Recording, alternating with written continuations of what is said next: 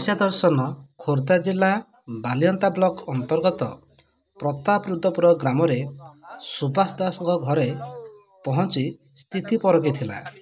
ସୁବାସ ଜଣେ ଗରିବ ମାନସିକ ବିକାରଗ୍ରସ୍ତ ବ୍ୟକ୍ତି, ଯାହାର ବୟସ 50 ବର୍ଷ। ପିତା କୃଷ୍ଣ ଦାସ ସରକାରଙ୍କ କିମ୍ବା ପ୍ରଶାସନିକ ବ୍ୟବସ୍ଥାରେ ଅପାରଗତା ହେତୁ ବିଚରା ସୁବାସ ଏବେ ଭଙ୍ଗା ମାଟି ଘରେ ବାସ କରୁଛି।